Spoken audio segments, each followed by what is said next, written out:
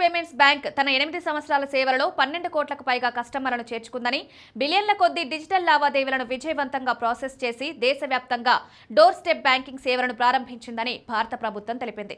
ప్రారంభమైనప్పటి నుంచి ఐపీపీబీ ప్రపంచవ్యాప్తంగా అతిపెద్ద ఆర్థిక చేరిక కార్యక్రమంలో ఒకటిగా అవతరించిందని కమ్యూనికేషన్ మంత్రిత్వ శాఖ ఒక ప్రకటనలో తెలిపింది.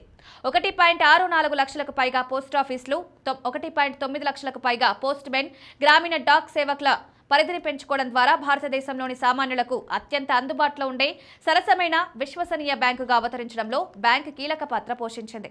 భారతదేశంలో సామాన్యులకు అత్యంత అందుబాటులో ఉండే సరసమైన విశ్వసనీయ బ్యాంకును నిర్మించాలనే దార్శనికతతో 2018లో ఐపీపీబీ ప్రారంభించింది మోదీ సర్కార్. భాగస్వామి సంస్థల సహకారంతో bank end to end DBT చెల్లింపులు, పెన్షన్ చెల్లింపులు, రెఫరల్ టైఅప్ల ద్వారా క్రెడిట్ ఫెసిలిటేషన్, బీమా, పెట్టుబడి ఉత్పత్తులకు విస్తరించిందని మంత్రిత్వ శాఖ తెలిపింది.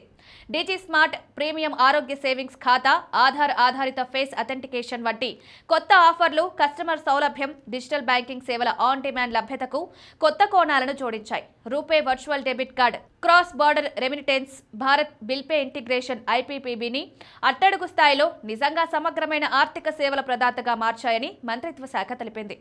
ఐపీపీబీ విజయాల భారతదేశంలో డిజిటల్ బ్యాంకింగ్ ఆర్థిక చేరికను కొత్త శిఖరాలకు తీసుకువెళ్తాయని, గ్రామీణ, పట్టణ ప్రాంతాల్లోని లక్షలాది మంది ప్రజలు అందుబాటులో నమ్మదగిన బ్యాంకింగ్ సేవలను పొందేందుకు వీలు కల్పిస్తున్నాయని కేంద్ర ప్రభుత్వం చెబుతోంది.